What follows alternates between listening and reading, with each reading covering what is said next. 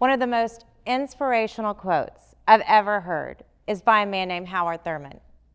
He said, "Don't ask what the world needs. Ask what makes you come alive and go do it, because what the world needs is more people who have come alive." We are all capable of living an authentic life that makes us come alive, a life where we know what is real and what is not. Living authentically is different for every single person. We just have to ask ourselves, what makes us come alive? And I want you to know, for me, I didn't know how to do that until much later in my life. For 22 years, I worked with my family, my father, my brother. We have a marble and granite company. For so many years, I had a lot of mundane days. But what did bring me joy, what did make me come alive, was fashion and making a difference in the world. I love fashion, but my dad didn't believe in spending money on fashion. So I had to get really creative, and my style story became creating fashionable looks on a budget. But he did make an exception for me. When he traveled on buying trips in Italy, he would return and he would gift my mom and I both with Gucci bags. Oh my God, it was the most prized possession in my wardrobe. So then, as my career grew in the family business, I began traveling to Italy on buying trips. But it wasn't buying marble that made me come alive. It was buying luxury accessories at a value. So I started buying for friends and for family members, and then I started a little side hustle. After a lot of reflection, I chose to leave the family business. And I joined my husband in his pre-owned luxury business. I literally created a career from a passion I had my entire life. I came alive with fashion, and boy, did I come alive when I became the Vintage Contessa. So we are a curated collection of pre-owned luxury goods. We have a store in Houston. People walk in our store, and at first they're completely overwhelmed by all the things we have in the store. And then they say, "How do you know that Birkin bag is real? How do you know that Rolex watch is real?" And we say, if you hold 1,000 apples and someone gives you an orange, you know it's not an apple. You begin to really learn from experience what's real and what's not. So as the years passed, I met so many people, met great people, met people not so sure about, because just like with bags and jewelry, there are fakes out there, and it's hard to figure it out. But what I've learned is that if I invest in people who invest in me, that authentication process is so much easier for so many different reasons. Now, living authentically doesn't mean your life's going to be perfect by any means, but it does mean when you choose to live a meaningful life filled with purpose, you're going to be able to hit those detours or pauses or even hard stops, and you're going to see a way through it, and you're going to find a way to still feel joy. I've learned, and I'm continuing to learn, there are 3 steps in living authentically. And we're going to talk about them today in a very intentional way. The first one is reflect to discover your purpose. Second, connect with yourself and others with discernment, but not judgment. And the last, commit to doing the work. When you live this thoughtful and purposeful way, you will begin to live the most authentic life. So let's delve into it. Let's talk about the first thing, reflecting to discover your purpose. And I mean, it takes daily reflection, a lot of time, continually. I'm still working on it every day, digging into what makes me feel like I have a purpose in life. Purpose is achieved by believing in something that we feel something bigger than what we feel in any one moment. It's committing to something and being willing to invest the time into it. Again, for 22 years, I worked with my family. It took so much courage, so much strength. You see me here lifting marble to leave the family business. For so many years, it was just really tough for me because the men in my life didn't think that fashion was a worthy passion, much less something I should spend my money on or invest a lot of time into. I struggled because my husband, he questioned every fashion purchase I made. And when it came to charity, every charity I donated to. I mean, literally every one. It was just hard that some of the people I was closest to in my life just didn't think what I was doing was worth it, or a good time, a good way to spend my time, or even the money that I was earning by working. But I finally realized, at 43 years old, I finally realized what I loved to do didn't have to make everybody else happy, didn't have to please everyone else. It was my turn to recreate my life. So I still am reading books, but I just always loved to learn more about how I could embrace my purpose, how I could come alive. I've read so many books, but there was one book that I want to share with you guys. It's by a guy named Hector Garcia, and it's called Ikigai. Anybody out there heard of Ikigai? Any hands? Okay, good. This book changed my life. He gave 4 factors, 4 questions for us to think about. And I want to talk to you about these questions. I made a list. I made a working list, more of the things in my life that make me come alive. And we're going to talk about some of these things he suggests. And I highly recommend you take a look at this list and you write it down. What do you love to do? Ask yourself, what do you love to do? Secondly, what are you good at? Next, what does the world need from you? And last but not least, what can you get paid to do? So here I am making this list, thinking about it, and I realized that fashion could not only be my profession, but it could be my vocation, it could be my profession, and it ends up being the way that I connect to living out my mission in life. So I want you to think about it. I want you to think about that thing that you could do for hours as though it's only been a few minutes, and that's your Ikigai. I spent so many years loving fashion. As a kid, I read so many magazines. I would pull all these different images I loved of fashion trends and styles and fashion icons. And I also really studied the women who were living the lives I wanted to live. It's interesting because that reflection, that research actually became the basis for my business. So I want you to think about this. When you go home tonight, think about it. What's that thing you do?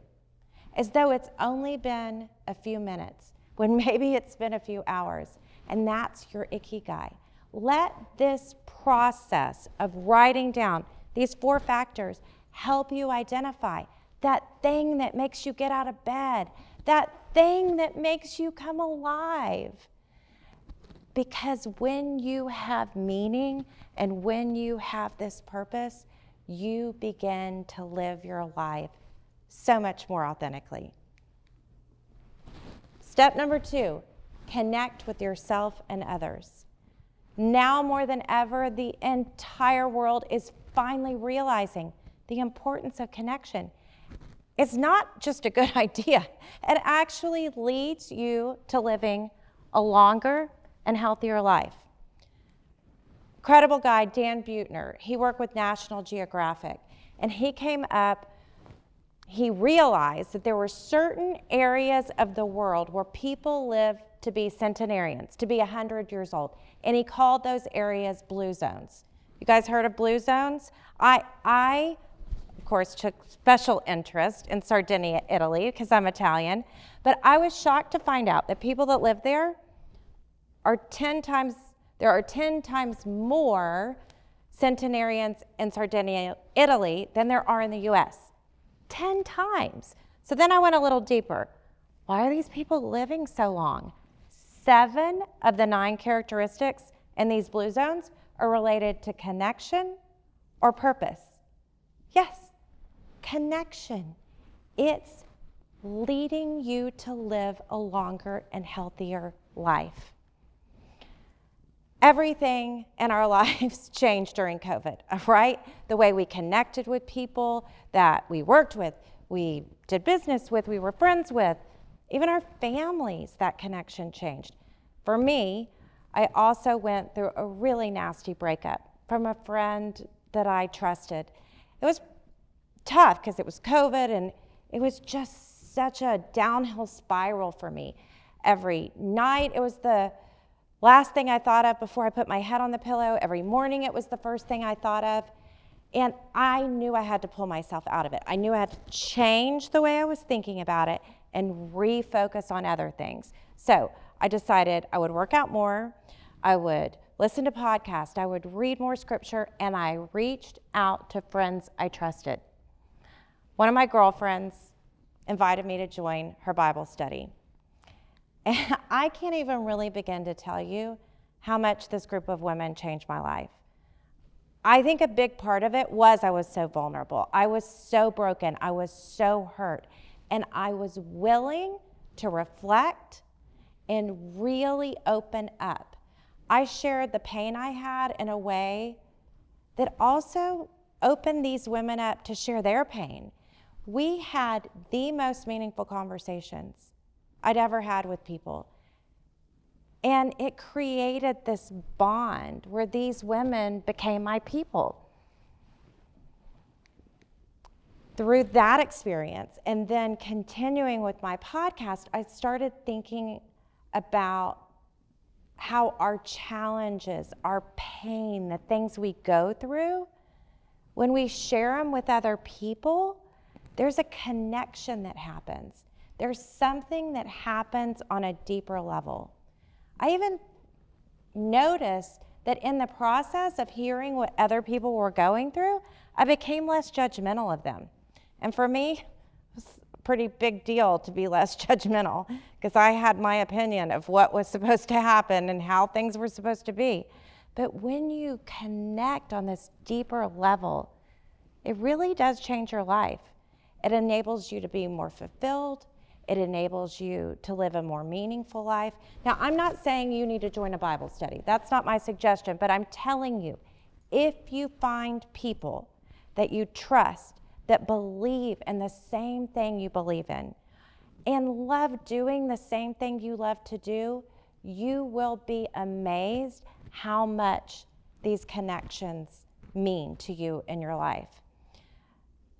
It actually, these connections with your family, with your closest friends, they're your primary connection in life, and that's another thing that enables you to live a longer, more fulfilled life. So now that we've reflected to discover our purpose, now that we've connected and found our people, the last on the list we're talking about today is committing to do the work. And this is the hardest for me, to actually do what I say I'm going to do, to align what I say in my words with what I'm actually doing in my life. And it's tough for a lot of people too. I've found, I believe, that if you identify what's most important to you, you figure out what your purpose is, what gives you the most meaning, then you're much more likely to be able to do the work to get there. I feel like for me and most of the people in my world that I meet, having joy, having happiness is the thing we all want, right? We want to feel happy, really happy. And part of the way we feel real happiness is by that connection with the people we love, helping them be happy and fulfilled and finding real joy. And a big part of that is helping them through their pain, help them overcome their challenges. And I want you to know, in my life, one of my closest people, my daughter, had so much pain. And you know what they say? A mother is only as happy as her least happy child. And my child was so unhappy and in so much pain for so many years. The pain grew at different times, but the most challenging thing, I think, happened to her when she was 4. My husband and I were traveling for business, and we left her at home with a trusted family member and her boyfriend. When we came back from our trip, we could tell that our daughter had been through a trauma. She'd experienced something that was really painful. She was drawing pictures. She was acting out. I wanted her to know that we were there for her and that she was so brave to use her voice to share with us. Her voice mattered. I saw her. I heard her. I believed her. And I was committed to being there for her throughout this process. When I feel pain in my life, I turn to my faith. And I thought if I could show my daughter that I reflected daily in my belief that I could overcome things, and with hope that I could still feel joy, I wanted her to feel that. I wanted her to see it through my actions. And it's amazing. My daughter has hope. My daughter has so much hope that she found a place for so much of her pain and so much of her anger. It's really incredible. We created really strong boundaries around her to protect her from not only the person who assaulted her, but the people who didn't believe her. I made it my priority to be there with her through this journey. Unfortunately, it wasn't only emotional pain. She also suffered with a lot of physical pain. She had emotional pain. She had physical pain. From the time she was 6 weeks old, she had stomach pain, and then it moved to body pain, and then it moved to joint pain. We saw so many doctors for so many years, and we had test after test after test, and it was so hard because it just continued to come back inconclusive. They couldn't find a reason. They said it was anxiety. We believed it was a medical condition. We believed it was so much more. We believed we needed to keep searching for answers for her. And I also believed that I needed to help her find something that would make her come alive. Something that she could do where she could lose track of time and she could feel like it's only been a moment. Something that would help her meet her people and make her come alive. I recommended so many different clubs and groups to be a part of. And then I recommended she join the math club. She told me it was social suicide. She didn't want to join, but she would go to a meeting and she would try. Guess what? My daughter found out she comes alive with math. Math is her ikigai. It's the reason my 16-year-old daughter gets out of bed every day. She loves it. She would have body pain, she would have emotional pain, and every day she got up and went to school because she found something that made her come alive. I want you to know, just before her 16th birthday, we put so many of the puzzle pieces together. She was ultimately diagnosed with hypermobile Ehlers-Danlos syndrome, dysautonomia, and POTS. She is on a mixture of so many treatments and medications, but ultimately we found something that gave her the most relief, and it was stem cells. I'm so happy to tell you that she is coming alive. She is living her best life. She feels seen and heard and believed that this pain she felt her whole life is real. It wasn't imagined. Everything is connected in some way. At 16 years old, our daughter is living the authentic life and has come alive. It is my greatest blessing and my biggest joy to watch her be filled with joy and to come alive. I want you to know you can come alive too. You can follow these steps. It takes reflection. Daily reflection. It takes work. Believe me, I am still learning. I am still growing every day. We have to reflect to discover our purpose. We have to connect with ourselves and others, and we have to commit to doing the work. When you live this thoughtful and meaningful way, you will be able to answer the question, how do you know it's real?